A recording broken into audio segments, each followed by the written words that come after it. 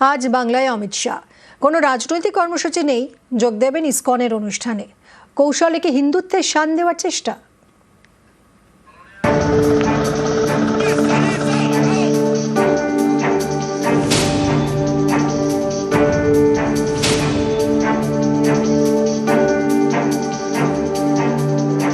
বুধবার ভোটের বাংলায় অমিত শাহ কয়েক ঘন্টার জন্য। আনুষ্ঠানিকভাবে কোনো রাজনৈতিক কর্মসূচি নেই। অমিত শাহ যাবেন নদিয়ার নবদ্বীপের ইসকনে। বুধবার দুপুর 1:35 নাগাদ কলকাতা বিমানবন্দরে নামবেন। সেখান থেকে হেলিকপ্টারে মায়াপুর।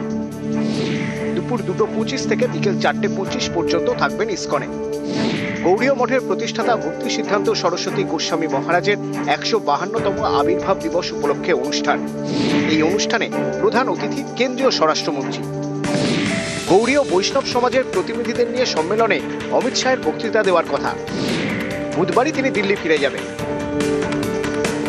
কোনো রাজনৈতিক কর্মসূচি নয়, তবু উঠছে প্রশ্ন, এটা কি কৌশলে হিন্দুত্বের শান দেওয়ার চেষ্টা? মায়াপুর ইসকন মন্দির বিশ্ববিখ্যাত মন্দির তৈরি হচ্ছে। তারা চান যে একবার মাননীয় অমিত শাহ ওখানে যান। এর অনেক বছর আগের থেকে ওনারা আগ্রহ করেছেন আসার জন্য, কিন্তু মাননীয় অমিত শাহ সময় দিতে পারেননি বলে এবারে একবার যাওয়ার চেষ্টা করবেন উনি ওখানে। তো দর্শনীয় স্থান, প্রত্যেকের যাওয়া উচিত। বিজেপি হিন্দুত্ব বলতে লজ্জা পায় না, কারণ হিন্দুদের দেশ, হিন্দু কালচার এখানকার, লাইফস্টাইল এখানকার হিন্দু। ফালতু সেকুলারিজম দেখাই না, আমরা হিন্দু জীবন পদ্ধতি, হিন্দু আইডিওলজিতে বিশ্বাস করি। দিলীপ ঘোষদের বড় বড় কথা, অমিত শাহ নতুন আসছেন, মঙ্গল গ্রহ থেকে আসছেন, ভোট এলেই আসেন। অমিত শাহ 21-এর ভোটে কবার এসছেন। নরেন্দ্র মোদী অমিত শাহ আসবেন, যাবেন, হারবেন, তারপর আর দেখা যাবে না, বাংলা টাকা আটকাবেন। এটা তো ওনাদের ট্র্যাক রেকর্ডে দাঁড়িয়ে গেছে। ওনারা কোনো মন্দিরে যাচ্ছেন, যাবেন। আমরা মন্দির, মসজিদ, গির্জা সব জায়গায় মাননীয় মুখ্যমন্ত্রী যান। আমরা সমাজে সকলকে নিয়ে চলি, ধর্ম যার যার, সমাজটা সবার। নিউজ 18 বাংলা। তৃণমূল সরকারের যুবসাথীর পাল্টা বিজেপির যুব আড্ডা। পদ্ম শিবির জেলায় জেলায় গিয়ে বলবে বেকার ভাতা নিন, কিন্তু প্রশ্ন তুলুন চাকরি কোথায়?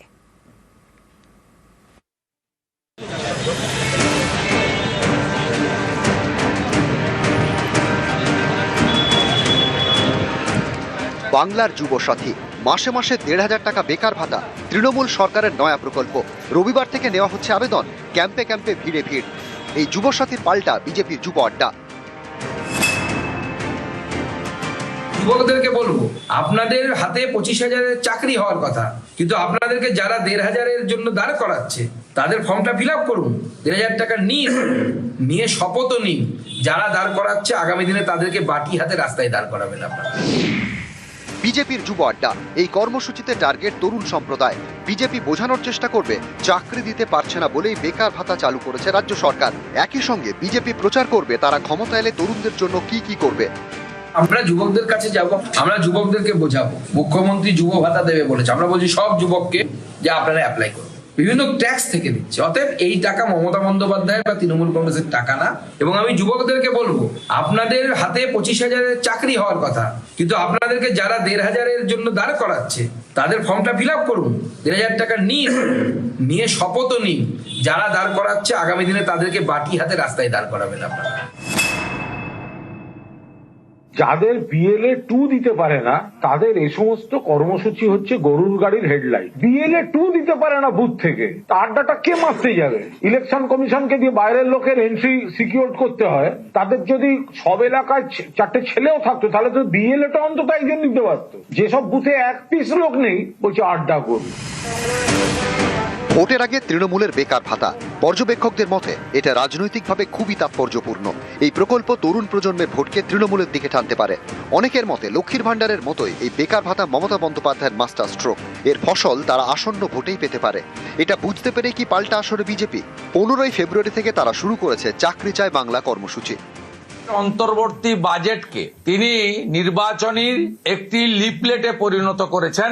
আজকের দিনে সব অনলাইন হয়ে যাওয়ার পরে কেন লক্ষ লক্ষ যুবককে আপনাকে রাস্তায় নামাতে হবে? যে যেখানে পারেন দলে দলে যান ফর্ম ফিল আপ করতে, এবং সেখানে পশ্চিমবঙ্গ প্রদেশ যুব মোর্চার পোস্টকার্ড এটাও ফিল আপ করে দিয়ে আসবেন। চাকরি চায় বাংলা।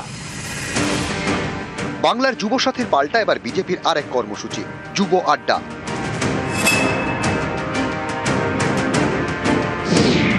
প্রথমে ঠিক হয় মঙ্গলবার থেকে জেলায় জেলায় বিজেপি যুব আড্ডা কর্মসূচি শুরু হবে, চলবে 25শে ফেব্রুয়ারি পর্যন্ত। কিন্তু মঙ্গলবার থেকে এই কর্মসূচি শুরু করতে পারেনি বিজেপি। তাদের বক্তব্য, সোমবার ঘোষণা 24 ঘন্টার মধ্যে প্রচার সারা যায়নি, তাই মঙ্গলবার কর্মসূচি শুরু হয়নি। যত দ্রুত সম্ভব শুরু করা হবে যুব আড্ডা। বহু জায়গাতে হচ্ছে নিচের দিক থেকে উঠে আসছে বিষয়টা, বড় করে যখন হবে তখন আপনাদের ওখানে গিয়ে পৌঁছবে। আর সব থেকে বড় কথা, আজকে বিজেপি সল্টলেকের যে আমাদের পার্টি অফিস, তাতে এত ঘটনার ঘটা। বিজেপির লোক কোথায় আপনারা বলুন? যাদের BLA 2 দিতে পারে না এলাকা থেকে, তারা বলছে বুথে চায়ের আড্ডা করব। আরে যদি চায়ের আড্ডাই করার ক্ষমতা থাকতো তাহলে তো BLA 2টা দিতে পারতো। যারা BLA 2 দিতে পারে না, তাদের কোনো কর্মসূচির লোক আছে?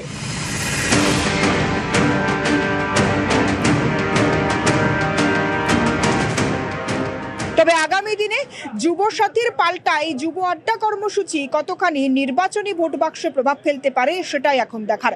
ক্যামেরায় বিপুলের সঙ্গে সুস্মিতা, নিউজ 18 বাংলা, কলকাতা। বিজেপিকে কটাক্ষ মমতা বন্দ্যোপাধ্যায়ের। এসআইআর এর নাম করে সর্বনাশী খেলা খেলছেন। সর্বনাশ বস্তুর লোকগুলো সাইকিয়াট্রিক প্রবলেম আছে কিনা আমি জানি না। They have the accurate psychiatric problem BJP পার্টির। আমি এদের বলবো, প্লিজ মেন্টাল ডক্টরের কাছে যান, সাইকোলজিস্টের কাছে যান, আর ব্রেনটাকে ভালো করে দেখান। ব্রেনটাকে ড্রেন করবেন, ব্রেনটাকে গেইন করুন। 24শে ফেব্রুয়ারি থেকে একাদশ দ্বাদশে কাউন্সেলিং। একাদশ দ্বাদশের শিক্ষক নিয়োগে 5 বিষয়ে কাউন্সেলিং। কাউন্সেলিংয়ের বিজ্ঞপ্তি জারি স্কুল সার্ভিস কমিশনের। 20 ফেব্রুয়ারি থেকে এসএসসির ওয়েবসাইটে তথ্য। কারা কাউন্সেলিংয়ে ডাক পেলেন তার তথ্য মিলবে ওয়েবসাইটে।